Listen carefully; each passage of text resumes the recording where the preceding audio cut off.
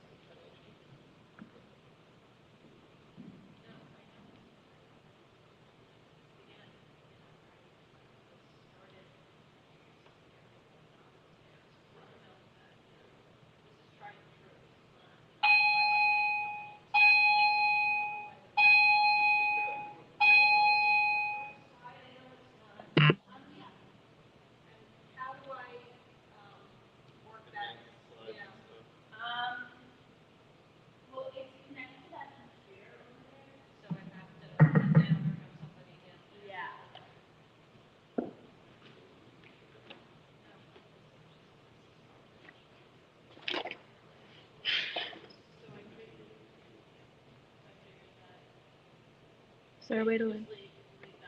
Okay.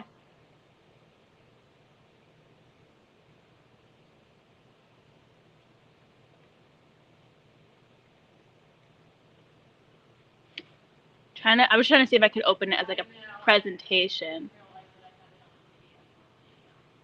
Yeah. I wonder if I know that Miss Nixdorf emailed it to me. Hang on. But I think it got emailed as a PDF also.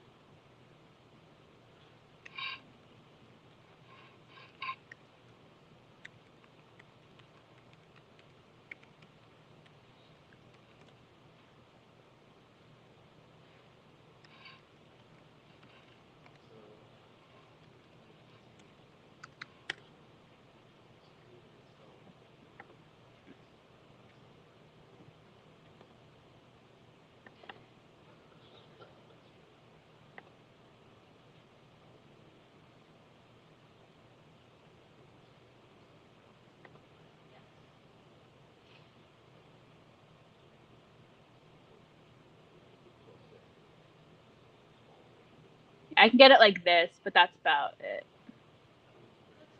Okay. Let me zoom in if I can. Yeah.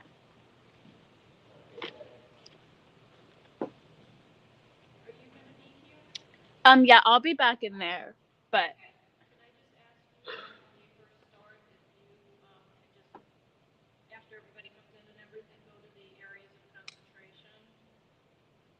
yeah.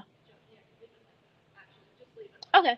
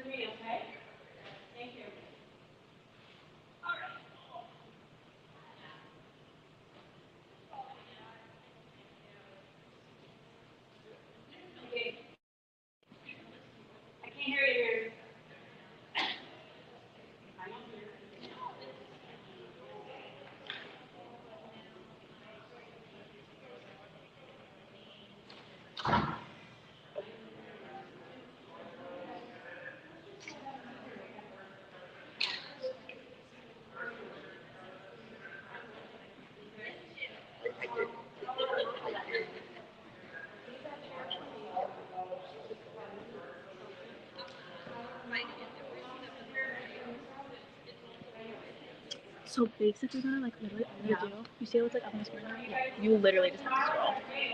You literally just have to Like scroll you can't down. see it, but like that's the goal. All you gotta do is scroll whenever they're like, Next slide. yeah. You can do it. I know I believe in you. She's like, oh, never. No, 2 fingers, babe. Look at computer.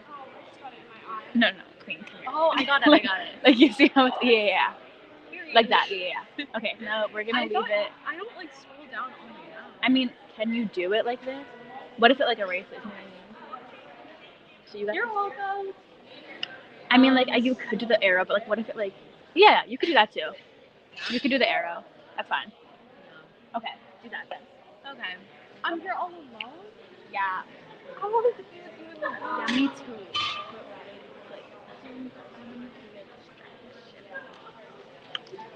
But I need to feel free. Yeah. I literally have to take my English test. I'm not ready for it. I can. I don't know. I could if you have 4 earphones. I don't know. Because I fell. Wow. Like funny fell or like automatic die? You always get form A or form B. It switches me every time. Why? It's That always doesn't make sense. Does he give it to Rose? Because I would get form B. He gives it to Rose, but like he switched it up. But I feel like know them in I'm Rose probably office. gonna end up taking it tomorrow. Yeah. I'm gonna take my psych test. I think today. I don't even know. I'm not listening. But like know them in Rose doctor. Okay. They talk about that a lot. Okay. A lot. Okay. Alright, I'm gonna go back to it. That's fine. If you give me like a panic no. Leave it at. Oh, this one? That one. Okay. Okay. Thumbs up. How are things over there, ladies? Good. Say we can make that darker. Oh, make it darker? No, on the projector. Oh. Yeah. You want to make the screen dark? No. We're done. I got it. You got it? Yeah. I gotta think about it for a second. Wow. Nah. Is it fine? No, not on the camera. Not on the camera. It's too bright. Okay. Or what we could do, you turn off these lights in the front bank. Oh, okay. I can text Mary.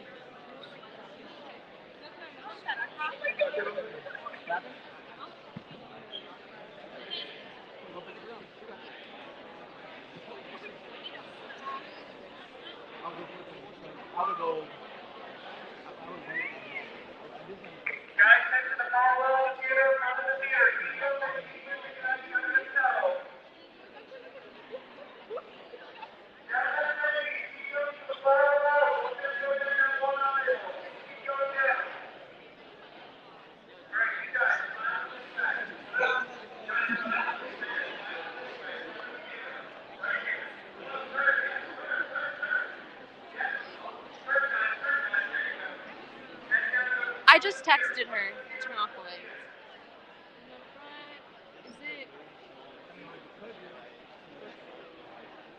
Yeah, you already have your lights, swap lights on. Or the house lights on this side. Just have it. What were the house lights on the right? Leave those on. Leave those on. These go on. The house lights. Oh. Look up. Yeah, I know. That's one right here. There should be an independent. All right, everybody, please find your seat so we can get started. Everybody, come on in, come on in.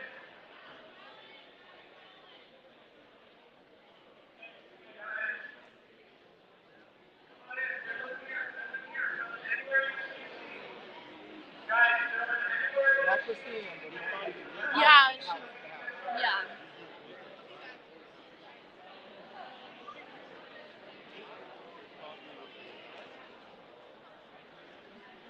Everybody, find your seat and have a seat, please.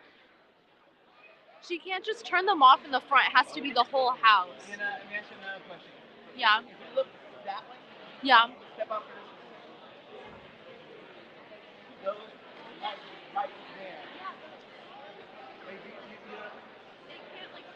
yeah. It's the best we got.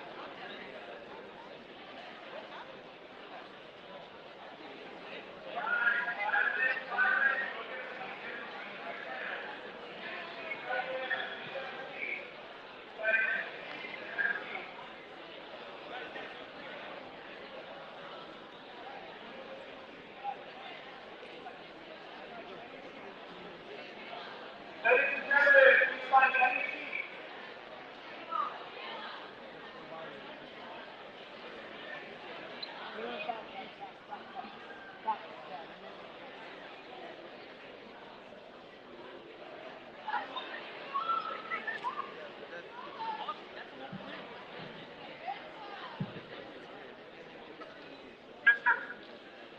Mr. Drohan, can you just open up a couple more of those back doors for more people to file in? And you can also have them file in this way too. There you go. All right, everybody, just please find any open seat, any open seat.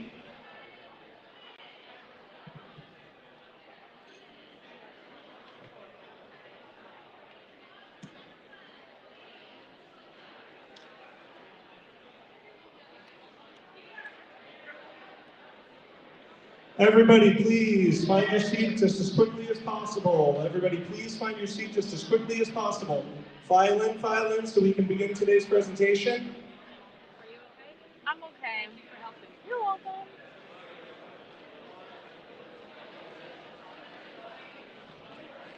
Gentlemen in the back, please do not stop walking. Please keep walking. Please keep walking so we can get started. Okay, everybody, please, if you're finding your seat, that is fine. Find any open seat at this time. You can also come to the front, and there's plenty of seats on this side. Keep coming down, keep coming down. Keep coming down all the way to the front, and go all the way that way. Guys, come all the way down, and then go this way.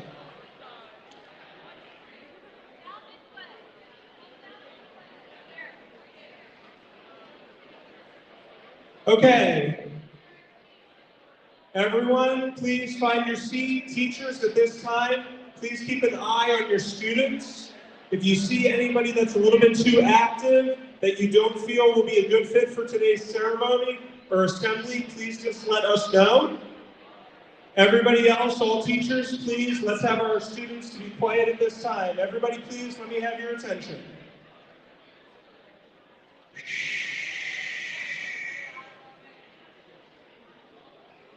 Everyone at this time, we need your attention.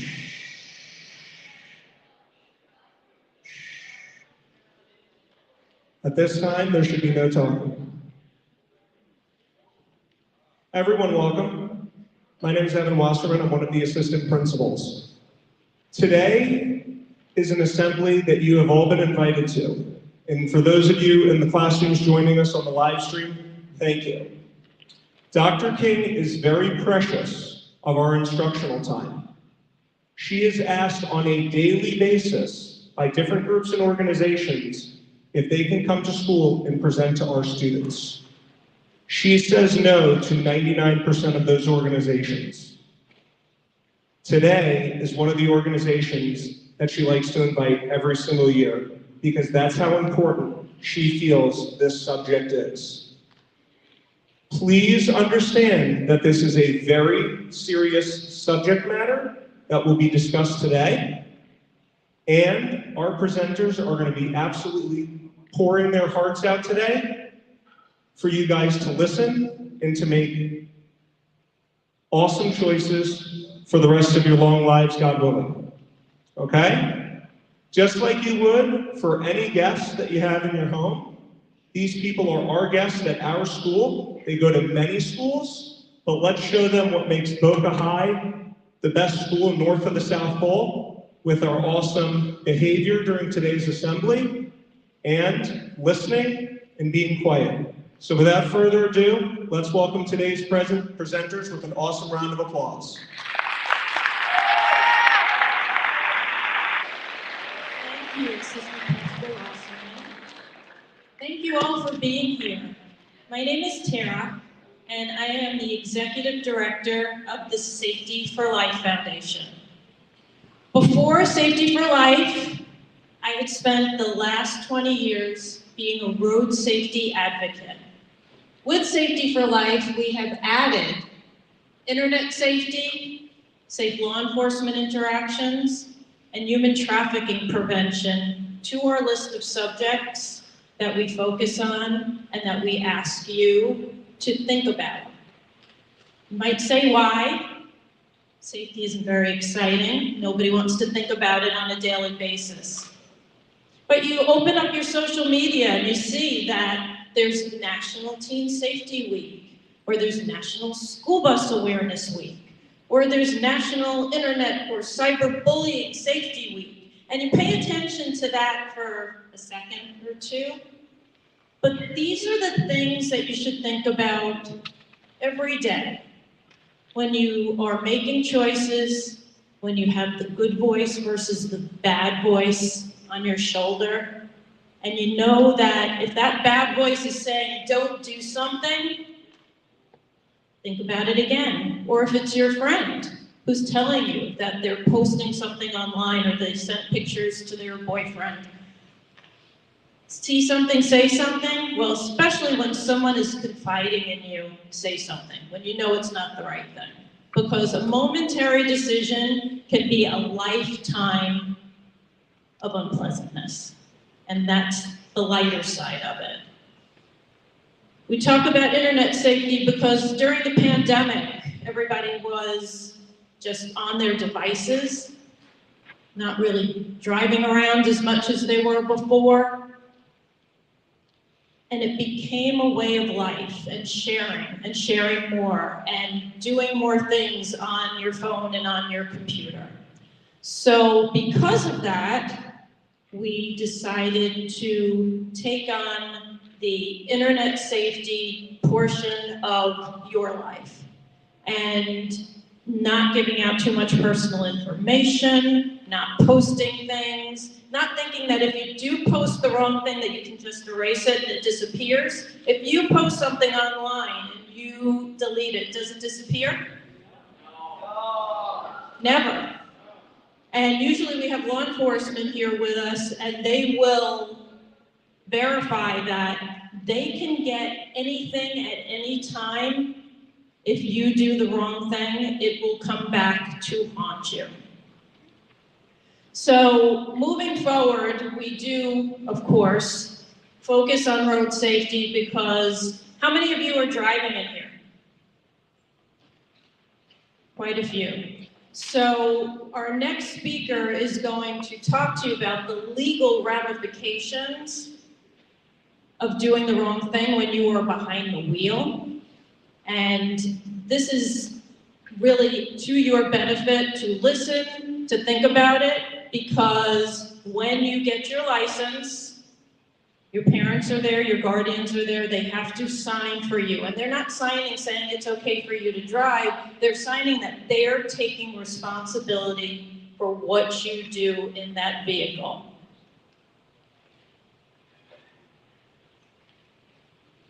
So this is part of what we're going to talk about with the attorney from the Lebovic Law Group, and I'm going to welcome now Christian Bay.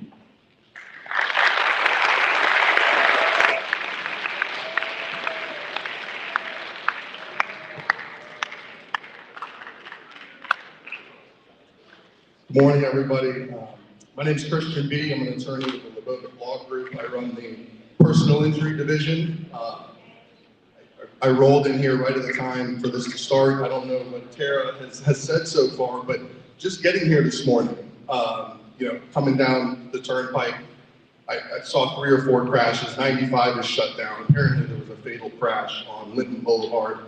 There's a lot of dangers out there.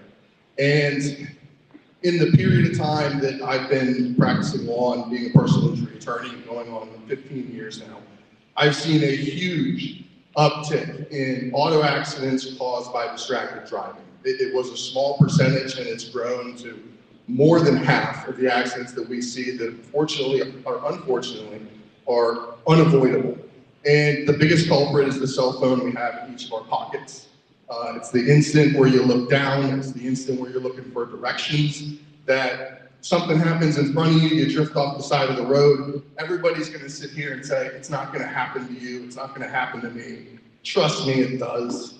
You don't know how many phone calls our law firm, and there's plenty of them around the state of Florida and around the country, how many calls we get every single day by accidents where you just look at the facts and you say, this should not have happened.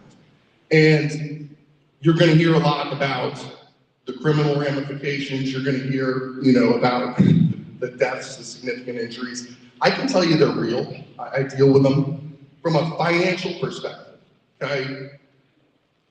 We're looking, you guys, why do you care? I don't have any money. It doesn't really matter to me. If you get a judgment against me for $100,000, $500,000, $1 million, why does it matter to me? Here's why. Tara just told you when you get your driver's license, you need a parent, you need a guardian to be there with you to sign some paperwork, and that's not a permission slip. It's a promise, it's a contract that they're going to be responsible, in addition to you, for any and all damage financially that you cause to somebody. Whether it's their car, whether it's the person themselves, you're responsible, and that guardian, your parent, your grandparent, your uncle, your aunt, whoever it is you live with, they're on the hook as well. And you're actually a perfect target, as odd as that sounds, from a personal injury attorney's perspective, okay? You're young, you don't have a ton of experience behind the wheel, but somebody signed a guarantee for you. So we can go after you, we can go after your parents, and I just heard about social media, because distracted driving is the biggest issue here. I always think it's worth pointing out to everybody that you post something, it goes away, or delete it, nobody sees it, that type of thing. It's always out there. If there's any hint that a crash is caused by somebody using their cell phone, driving while they're distracted, I'm gonna get that information. I don't think you want me to get that information, but when you download an iPhone, and I've seen it, there's 16,000+ pages. Every post, every text, location data for every single one of those, all of your social media accounts, there's a lot of information there. I don't want to see it. You probably don't want me to see it, but it's going to be evidence against you. It's going to be time stamped. It's going to be location stamped. It's going to tell you exactly where it is.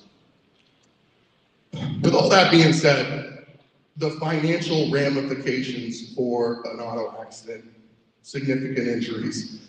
I can tell you we're working on a case right now that's exceptionally tragic. It's coming up for trial in a couple weeks. And it fits perfectly with why we're here. I represent a father and a husband who was on his way for a vacation, for a birthday party up to Orlando. He's on State Road 60, he's heading up there for a wonderful weekend. And a gentleman is driving eastbound, and he checks his phone to input directions. It's a 2-lane road. While he's doing that, he drifts across the center line, and he hits a pedal. And my client survives. He's got 6 surgeries so far. He needs a handful more. Unfortunately, his wife's killed, and both his kids are killed, 13 and 11. And That case is a tragedy for many reasons, but the financial impact of that is going to be immense. But it doesn't need to be that crash. We all understand that's a significant, terrible loss. But we've represented tens and hundreds of clients in much less everyday type situations. Little rear end crashes that don't seem like much. I can give you an example of a client who was sitting at a red light and a young girl, probably your age, is coming up behind him. He's stopped, and before she gets to the intersection, she picks up her phone and she goes on Instagram. She thinks she's going to slow down. She anticipates she's going to slow down, but apparently she didn't slow down enough, and she rear-ends him. And the crash itself wasn't that significant. Bumpers were banged up, everybody got out of the car, everybody walked away and went home. No ambulances took anybody to the hospital. The next morning, my client woke up and he had pain in his neck and he had numbness going down his arm. From a medical perspective, that's significant. He does a whole host of therapy. Ultimately, he needs surgery on his neck. They have to replace one of the discs in his neck because it ruptured. And financially, that's an expensive surgery. $50, $75, maybe upwards of $100,000, depending on where it's done. Unfortunately, the surgery doesn't go well. He has an infection. He has to be hospitalized after. They have to go back in a second time. They have to remove the disc they put in his neck. They have to do a second surgery, another $50, $75, $100,000. And he has limited range of motion and pain in his neck for the rest of his life. And what seemed like a minor crash, wholly avoidable, ends up going to a jury, and there's a verdict for $400,000 in medical bills and $800,000 in pain and suffering. All of a sudden, this young girl and her father, who was the one who signed that permission slip, have a judgment against them for $1.2 million. Okay? Now, what happens with that judgment? Well, they had some insurance. They had $100,000 of insurance. You know what insurance does? Here's your $100,000. There's $1.1 million left. Go after that. We record judgments against the house. We retain debt collectors to garnish wages, to levy on bank accounts. And it's not what we want to do, but our job is to represent our client and give them compensation. So there's an immense financial impact to you and to your parents for what would otherwise have been an unavoidable or avoidable crash.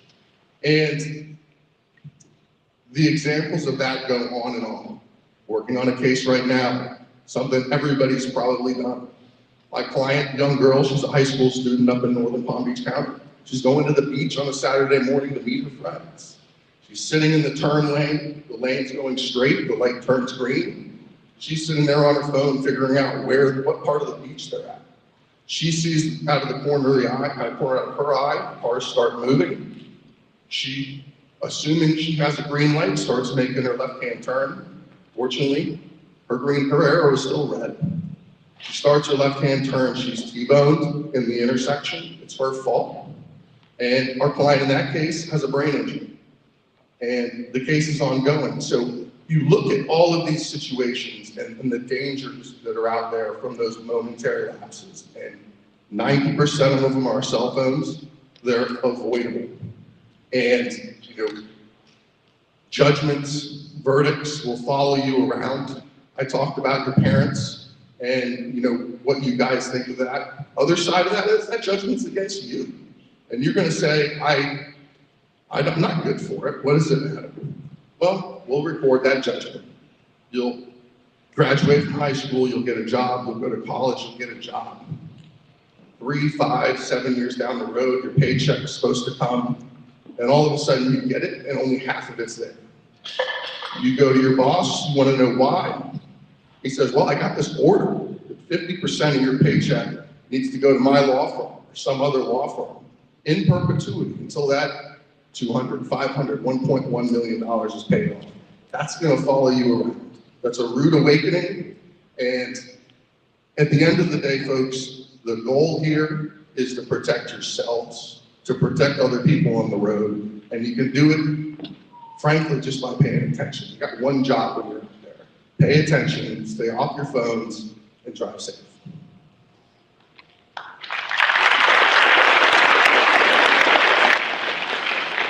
Does anybody have any questions? Okay, we'll do questions at the end. First, I would like to talk to you for 1 minute about our Student Ambassador Program from Safety for Life. Safety for Life has now 640 student ambassadors at schools across Palm Beach and parts of Martin County.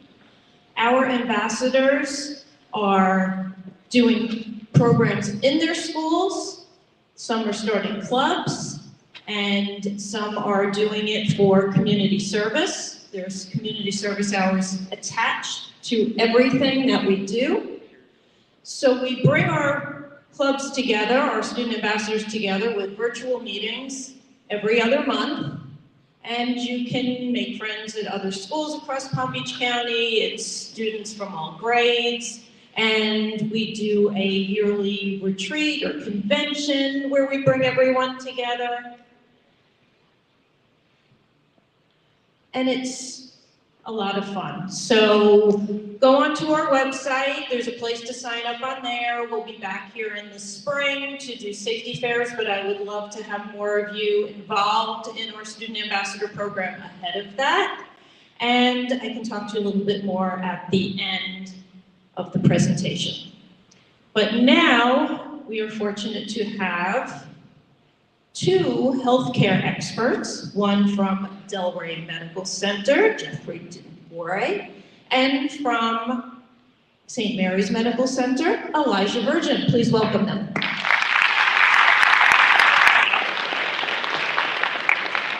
Good morning, everybody. My name is Jeff Dubois.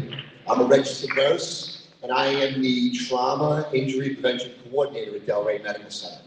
I've been there for just under 2 years, and I've been working with Tara since I've been in that position with Safety for Life. It's a wonderful organization. If you haven't done so already, you should definitely look into the ambassadorship program. It's an excellent opportunity for all of you. I'm going to hand the mic to my good friend and colleague Elijah and let him introduce himself. And then we want to talk to you about some of the big reason why we're here today, and that's going to be about your safety. Good morning, I'm Elijah Virgin. I'm the Trauma Injury Prevention Outreach Coordinator for St. Mary's Medical Center, much like Jeff. I'm also the EMS liaison for our hospital. Kind of a weird word, that just means I work with fire rescue agencies and all the people that have ambulances in our county, so we can help work with our hospital and keep the communications open. So, just want to give you guys a quick background on who I am and why it matters that we're here. My experience is mostly from a 911 fire rescue department. So I was a firefighter paramedic. I was in the field, you know, when these crashes happen. We saw the cell phones on the dashboard and on the floorboard. We saw the signs of the distractions, or smelled the alcohol or drugs on people when we got to the scenes. So I'm very passionate about this because I saw the consequences right after it happened. That said, I also want to let you guys know that I'm a former Bobcat. So, it feels great to be back in the school. It's a little bit different from when I went here. But thank you all for your attention today. And honestly, you're going to learn something today that maybe you have not learned, and this is the moment of your life. Okay? You guys just pay real close attention to us, please. Thank you.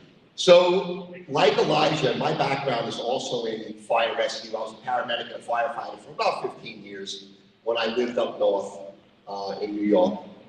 And New York. Well, I like to tell people. You like to tell people I'm from Alabama. But I also did 23 years in trauma centers as an ER and trauma nurse. During that time, I did it on Long Island and in New York City, and I also did about a year traveling up and down the East Coast in Washington, D.C., the Carolinas, and up in Orlando.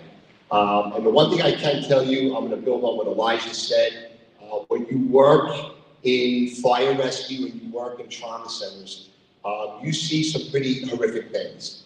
A lot of times with young people driving, that is the source of some of the bad things that I've seen, and I know, talking with Elijah, that he's seen as well. What we want to just get across to you today is ways that you can be safe starting out as new drivers. The number one, or actually 6 out of 10 of the crashes that we see with young people are caused by distracted driving. Christian made that point when he opened, and he couldn't be more right about that. Distracted driving is one of the worst things that you can do. Taking your eyes off the road for even a split second can have, horrific and fatal ramifications. It can cause you to lose your lane. It can cause you to cut somebody off. It can cause you to have a crash. And you have to remember, it's not just you that you have to worry about. If you have passengers in your car and other people that are on the road, it's them that are going to be injured as well. Having shown up on scenes where people did have crashes, we had the job of what we call extrication on some of the more serious crashes. These are people that had high-speed accidents and were trapped in their cars. Sometimes people had seatbelts on, sometimes they didn't. The ones with the seatbelts often fared better because they were restrained in conjunction with the airbags that went off in the cars. The ones who weren't restrained were often ejected from the vehicle or partially ejected. They didn't fare too well. Their injuries were usually so severe that they would actually become fatal injuries, or they would be debilitating and cause them a lifetime of pain and suffering. All because of what? People made a bad decision. Again, building on what Christian said, a split second or a bad decision can have a long-term ramification in your life.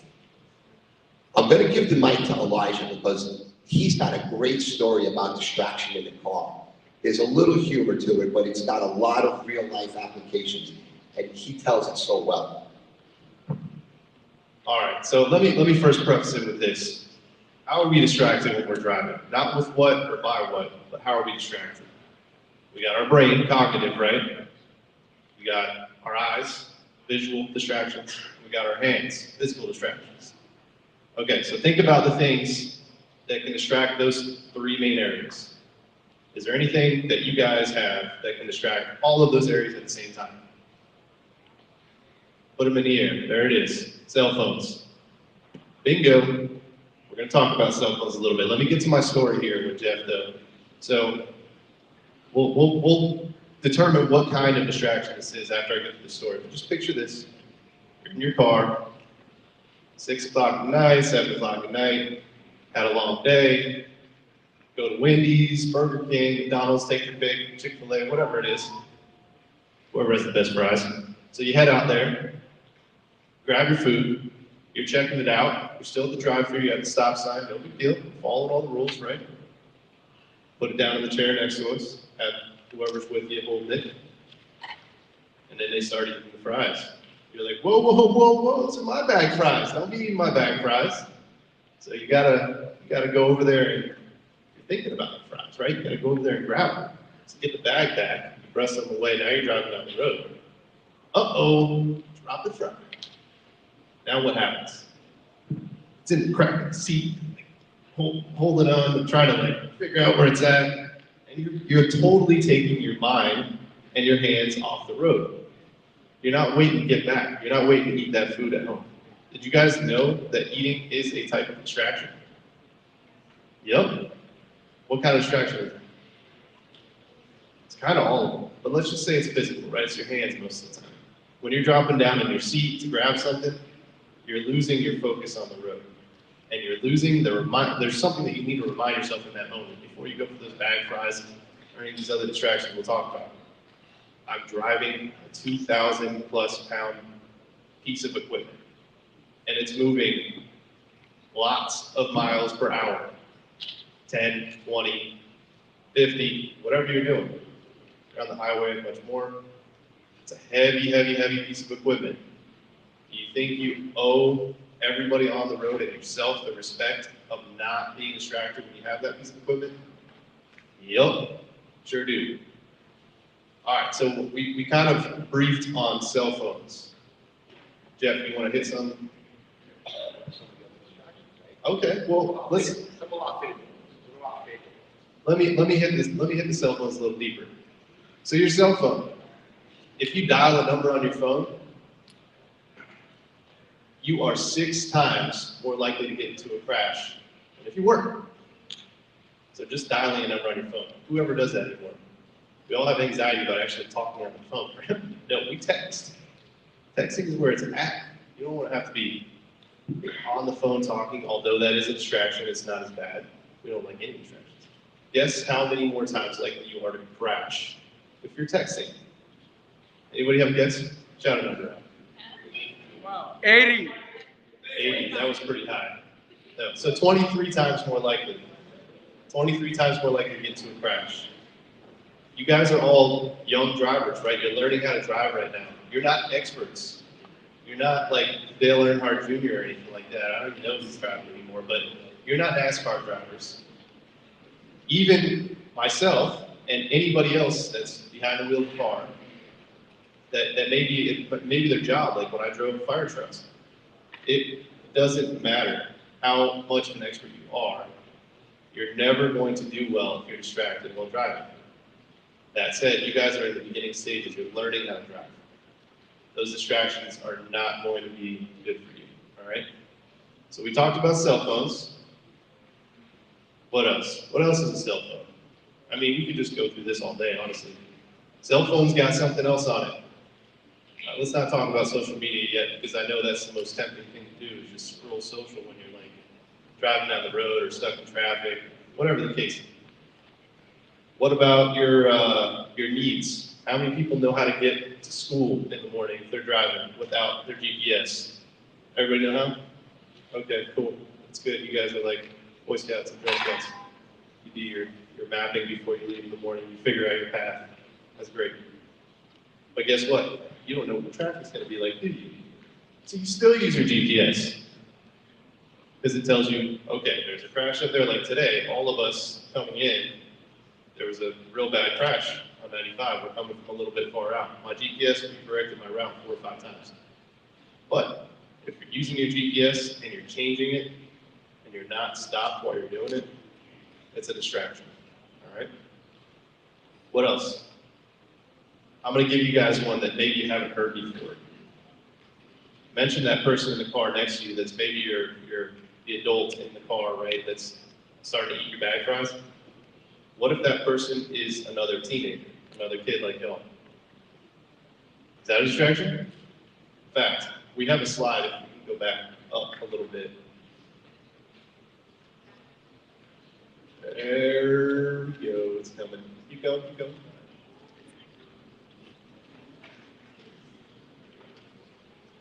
So, we'll get to the slide. Having another teen passenger in the vehicle, each time you add a person in there, it greatly increases your chance for a crash. I've been there. I've crashed my car. And I can tell you right now, my biggest distraction was the people in my car. And I totaled my car at the time too. I think we still need to keep going up. There's like it's not working? Okay, that's okay.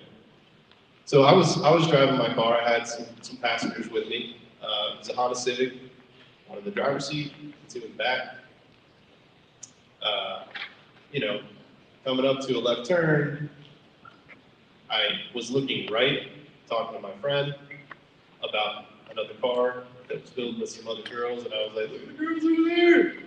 Well, when I did that, I was turning left, and there was traffic coming straight at me, and I got hit. And that was stupid, right? Yeah. If that was like my grandma on the seat with me, I probably wouldn't have been pointing out those girls, right? Because, you know, we just have a lot of reasons why we get distracted when we have other teens with us. So again, in this early time, when you're learning how to drive, you need to have the perfect environment in that car. What's the song? What? You want one? Sure. Let's talk about what are some of the distractions we see as passengers when they drive?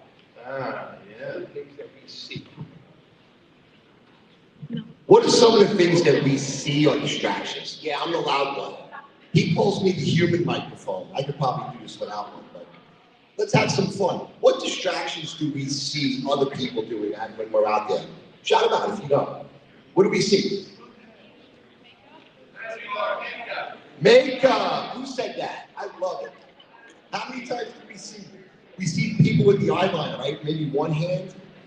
How about the people that are doing two hands, lipstick and the eyeliner? You're like, how are they driving that car, right? That's a huge distraction, right? Very, very dangerous, okay? There you go. Someone said back there. Say it louder. Excellent. All right? All right, guys, just so you can hear the answers, okay? Makeup is another good one. I love that one. When I watch people doing that, it always fascinates me. All right? People are late for work, okay?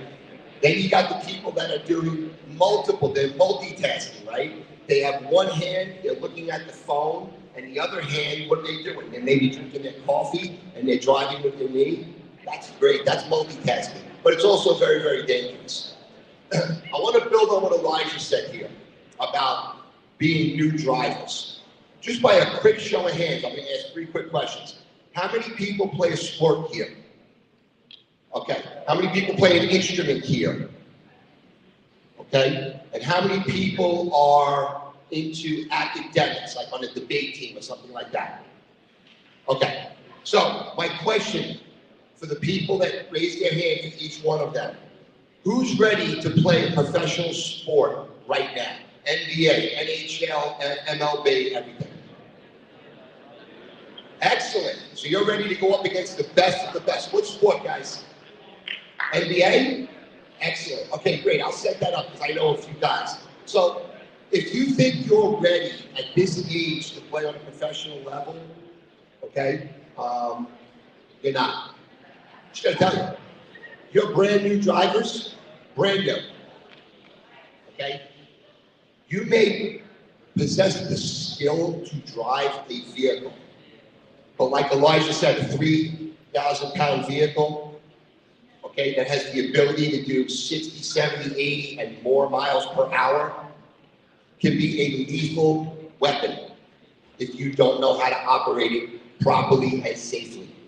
And I'm telling you now, you are not prepared to operate it like a professional, okay? It takes years of experience, practice, and time, like anything else, to get good at it, okay?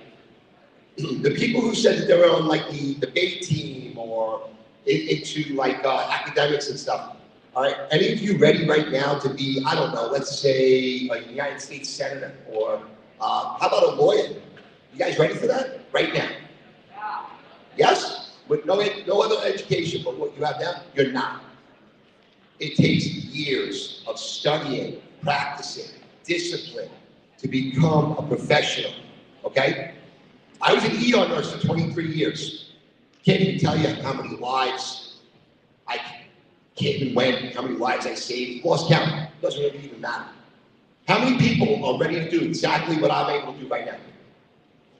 Yeah, none of you are. Because it takes years to build up the practice and the skill to do that. So the point I'm making is, starting out new, don't think that you have the ability to be that guy on 95 that's doing 95 miles an hour and bopping and zipping and popping and weaving while he's texting with his arm around his girlfriend or boyfriend or whatever. Okay? You're not ready for that. Take it easy, situational awareness, okay? Pay attention to what's around you. And just remember, as safe as you're driving, there's somebody out there who's really unsafe. And you have to watch out for them, okay? All right, so did you guys know that when you're texting and driving, you're actually driving at the same level or worse than if you were intoxicated? Yeah, believe it or not. And you're looking down, you're swerving, you're doing all the things that you see those people do on cops when they're running all drunk and crazy. It looks the same. That's what they're seeing. That's what you're doing when you text and drive. That's what you're doing when you're adjusting your stereo. That's another good distraction too. I used to have 212s bumping. I rolled into Boca High parking lot bumping my whatever I had going. I'm not gonna lie. I love loud music. And between that and the sirens from the fire trucks, I'm kind of deaf now. That's why, and I hang out with this guy, he's loud, he's really loud. So anyway, what I'm trying to get at here is, you're driving drunk, whether you are or not. You're driving high, whether you are or not, with those devices in your hand, playing with your stereo, eating your bag fries, all of these different distractions. And it gets worse when you add other teens to your car, all right? So don't just do your best and give yourself the best environment to learn. That's what you guys do, you have a learner's permit. Until you have a full license, and even then, wait until you're like 25 when that insurance goes down, because if you have any crashes, things are gonna get tough on the costs. All right, so I kind of mentioned, it's like being drunk, it's like being intoxicated, right? When you're texting or doing those other things. But let's talk about this, drinking and driving. I know, you guys all in this room, everybody knows, don't do it, zero tolerance, it's Florida, right? That's gonna be, you're gonna get arrested, you're gonna lose your car, you're gonna lose your license. It's a learner's permit, it's gone for however long. Your parents are gonna be upset, whoever you live with, you know, you're not gonna be living the way you were before you get caught, right? But forget about that. Forget about the consequences for you, all right? This is what we all do right now. When I was in your seat here, back when I was in school, high school, I was thinking about me. I was thinking about number one. But I promise you guys, you will not have a chance to think about number one if somebody's life is lost because of your decisions. All right? So let's say, I'm not gonna be naive and think that nobody in this room drinks alcohol. You shouldn't. At this age, your mind is still developing. You really shouldn't. But I'm telling you, I know there are people in this room who drink alcohol still. Make a decision while you're sober. Talk to your best friend, whoever you're with the most. If you feel comfortable, talk to your parents, whoever you live with. Make a plan. Come up with a plan. If you know there's going to be a time where you get intoxicated by drugs or alcohol, try to have something to do. Make it while you're sober, because you're more likely to use that plan if you just come up with it when you're already kind of faded, right? So you have Uber out there, right? Is that something you all have on your phones? Uber and Lyft, you all have that, I know that. Maybe it's not the cheapest thing, but again, what, like $20 Uber ride, $10,000 DUI, $1.2 million judgment, Or losing your best friend because they're dead. or losing your best friend. It's cheaper than that. It truly is. Those are all the things that you're coming up against. But remember, you gotta stop just thinking about number one in these situations. You gotta make your plan before you go out and do those kinds of things. Bad things happen when we're having fun, because we lose our inhibitions. We lose our ability to stop ourselves from doing something that can affect another life or several other lives, not to mention your own. I'm sure all you guys have plans to go on and, maybe go to a college, you got a nice job lined up. Probably all y'all in here are gonna be millionaires one day. I know it. I'm still working on it, but you guys want that, right? All that goes away if you make the wrong choices. So we're here today to tell you to make the right choices, okay? Got one? Elijah is a lot more eloquent than I am. I think it's because he's a native Floridian, and maybe it's because he went to the school. See, I'm a little bit more rough around the edges. I'm a New Yorker, I got kind of that attitude, right? But I'm going to tell you this: what I've seen on the streets and in the ER with the drinking and driving and drugs and driving, some of the most horrific things. And there's one thing that you'll never get rid of if you are one of the people that were under the influence that causes the death or serious injury of someone. That's regret. You'll have that the rest of your life. It never goes away. And you can never bring back the people that you kill or injure. All right? There is the monetary cost and everything involved. That's bad. But when you take someone's life, there's nothing worse than that. And I'm telling you, that's not something you want hanging over your head. Elijah's got the right idea. Have a plan before you go. And that means even if you have to rip the keys out of a friend's hand, okay, I'd rather lose a friendship than lose a friend forever. So just keep that in mind. Okay, we're gonna open this up for questions now, is that okay? Yeah, just, guys, raise your hand, I'll come over. Okay, so for any of our speakers, or if you have questions about Safety for Life, please raise your hand.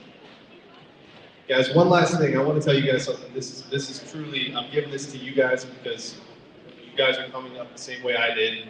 I learned this too late in life. Wisdom, right? It comes one of two ways. Hold on. If you have a question, guys, you can line up here. Wisdom comes one of two ways. If you have a question, please line up over here. Number one, wisdom comes from learning from others' mistakes. You see them do something stupid, you go, I'm never doing that. That was stupid. Number two, you learn them from making your own mistakes. All right? I did that. It was stupid. I'm never doing that again. Just remember that. That's something that, again, I wish I had somebody tell me at this point in my life. Questions, sir?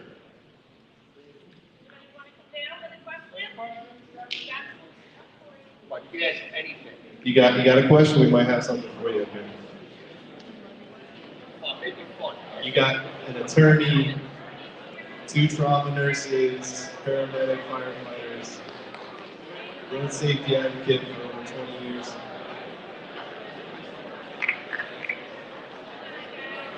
No questions? Come on. Here we go.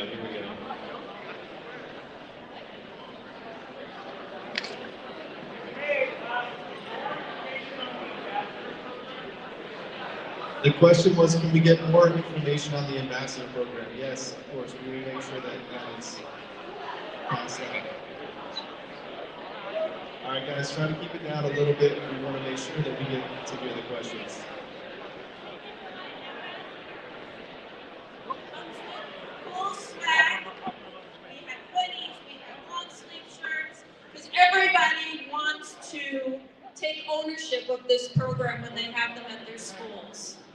Some schools are larger than others, and some schools have constant morning announcements, videos, photographs. They do things for our newsletter. They do things for our social media. They make their own social media. Spanish River High School, right down the street, has a Safety for Life student ambassador Spanish River Club Instagram. So look at theirs. See what they're doing. A question is, like, what percentage roughly is for gamers causing a crash? Anybody playing a video game? You ever see that? Gamers causing a crash. So the question was, what percentage of crashes are caused by people playing games?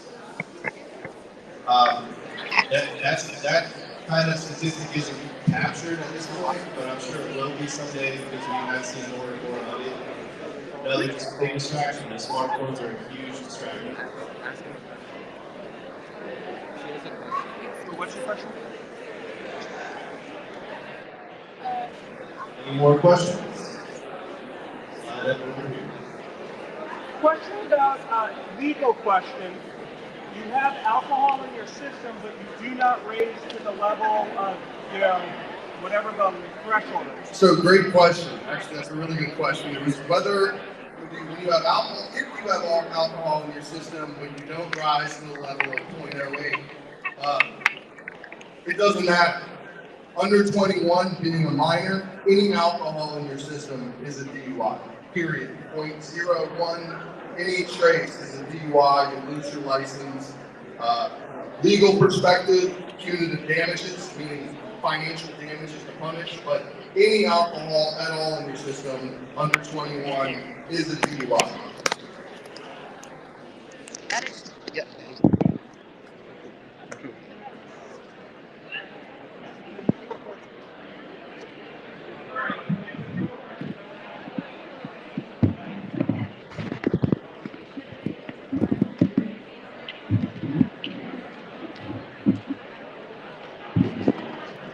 Hey everyone, if you are in interested in the ambassador program for Safety for Life, there's a QR code up here on your way out if you want to check that out. Also, you could always just Google Safety for Life and get to their awesome website. Thank you all for your behavior. All right, basically you're going to be released to the courtyard, okay? You know, teachers, stay with your kind of group. And then when the bell rings, if you have blue lunch, you can remain in the courtyard because that's your lunch hour. Everybody else, you'll proceed to fourth period. Hold on. This group, so that section of the theater, you're going to go out those doors. This middle section, go out